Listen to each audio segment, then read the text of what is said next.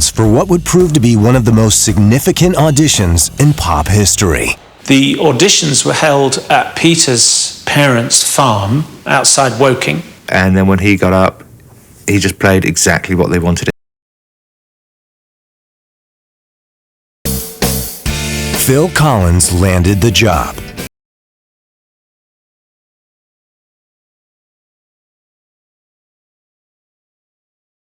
But to win over the crowd, they would take their stage show to some truly bizarre places.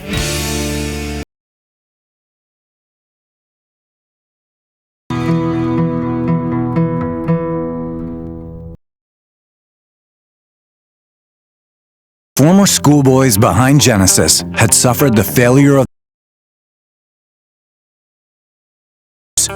But by 1971, they had coalesced into a stellar lineup of musicians, including new guitarist Steve Hackett and new drummer Phil Collins.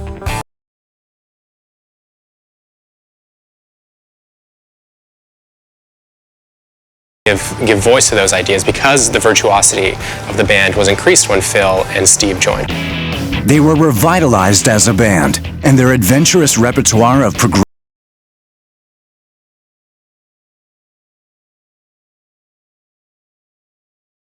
planned to be rock stars. There was one element Genesis sorely lacked: a stage show. I mean, the truth is that they didn't want to be performers. They really did see themselves much more as writers. I even remember a discussion about actually performing behind a black curtain.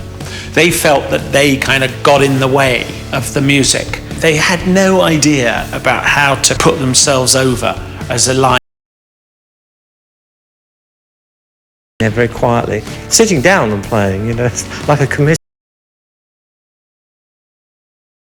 Anybody else, essentially, that it fell to him as the singer to kind of develop a stage persona and develop the performance. And he did just that. At a small gig on June 19th,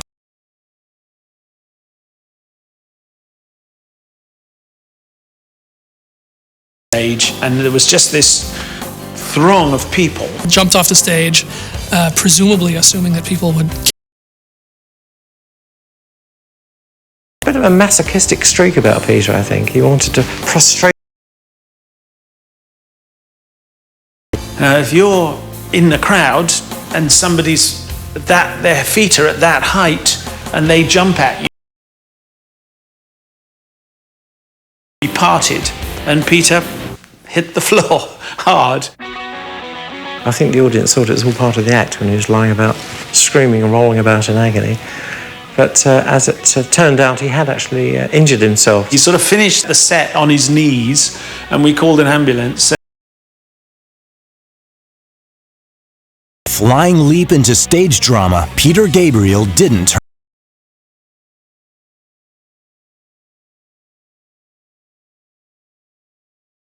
Foxtrot, and Peter surprised his bandmates by taking the Genesis stage show to a new level. Foxtrot had on the cover this figure of what appears, but this apparition. Peter got a mask maker to make the Fox's mask, and he got hold of a long red dress. And he goes up to the microphone and he finished the song, and it just brought the house down. So basically, you know, they went bananas. I think people screamed and gasped. Screamed and gasped as well. His look started to change dramatically. Peter would find ways of making himself look distinctive, like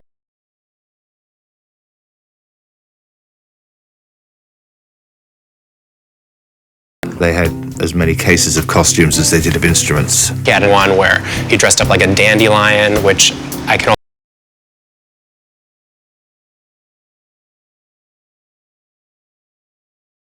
look like an old man, and he would sing hunched over.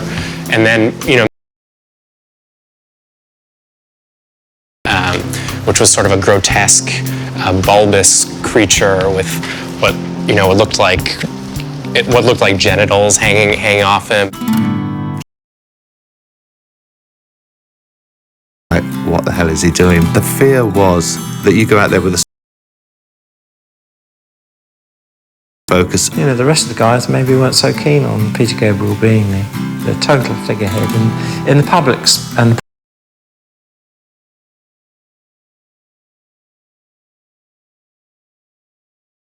skeptical bandmates couldn't deny his stunts were working.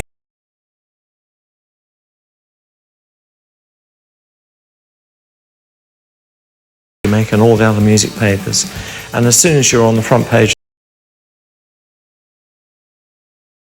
and the record company, they can ask for more money. Like it or not, the rest of the band could see that it worked. And the album started to sell. So he was right.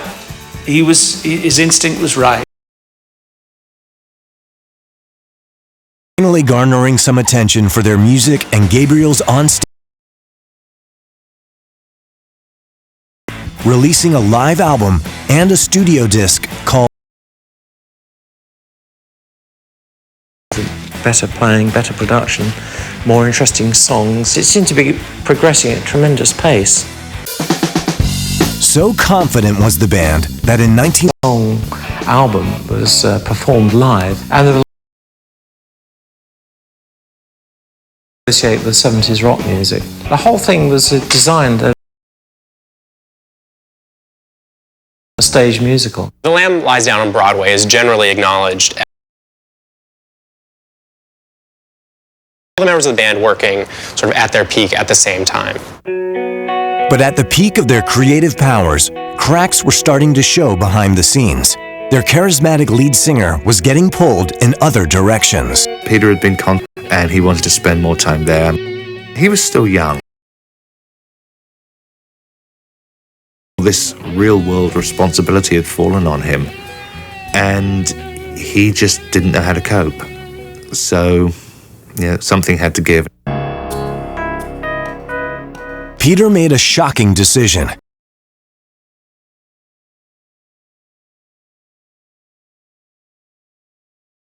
Leave Genesis.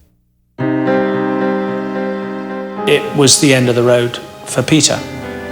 And he basically just wanted to be with his wife and family. The fact that Peter Gabriel left the band immediately after the tour came as shock to people who were paying close attention. The singer and sort of main creative force left, which was obviously devastating. A bit of a disharmony of some sort within the band, like all the attention was on him. I think there's a quote from Phil Collins where he says, you know, it gets a little annoying when you realize that your lead singer is trying to sing from underneath a giant rubber mask. You know, it becomes, you know, it was, you know, Peter and the Genesis is. There was a sense that they weren't getting the recognition that maybe they deserved. The remaining and fans were equally devastated. Worse,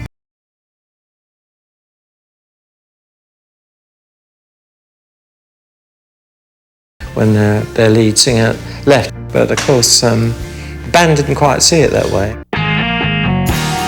Because you could not replace Peter Gabriel. It was impossible. little did they know, the perfect replacement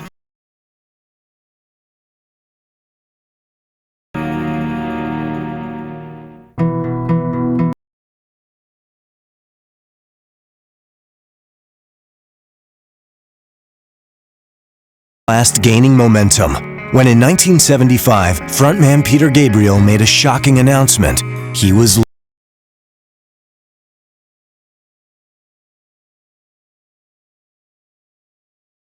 completely irreplaceable. He was the one who was standing there at the front with the funny haircut and the fox's head and the weird cape. Personality as a figurehead. Genesis decided to forge on. They would undertake an exhaustive search for a new singer, talented and charismatic enough. About 30 singers, but no one.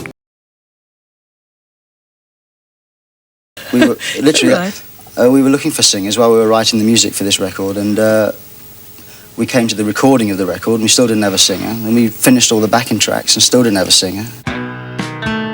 Nobody was pulling it off to their satisfaction. I think one day deep into this process, Phil just got, well, why don't I have a go?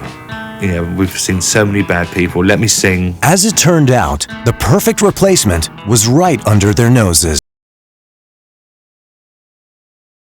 And what a good singer Phil is, So I said, I'll have a go, And one song at a time, we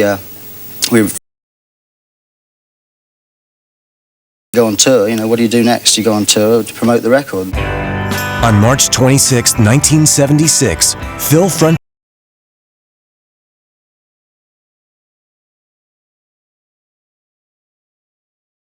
Gabriel's place. I think naturally people were thinking, is this going to work? I remember going to see the first show without Peter, with Phil, and everybody feeling their hearts were kind of pounding. It was definitely a pressure. How do you replace this? 5 or 6, you have this security blanket which is around you, and suddenly have that taken away. And to be up front. To be out front is like standing there naked in front of all these people, sort of. Phil Collins, just from looking at him, is an unlikely choice for a frontman. He's short. Even in the 70s, he was already balding. He's not a particularly good. Once he got the applause and once he started to sing and the audience were supportive, then all the problems floated away and people realised there was life without Peter Gabriel. Genesis would pull off one of the most astonishing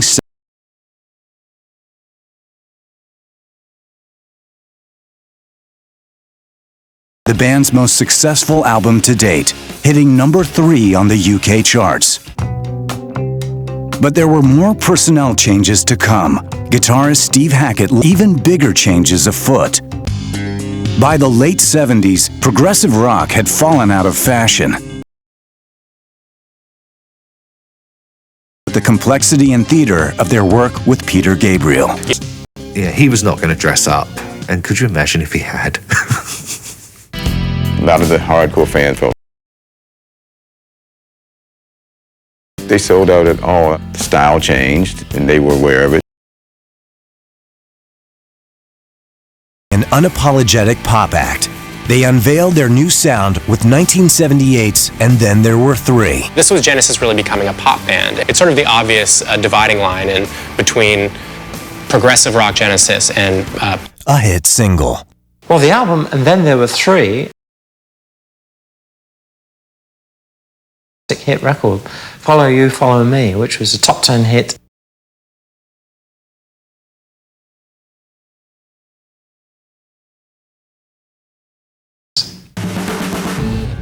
So suddenly there's all these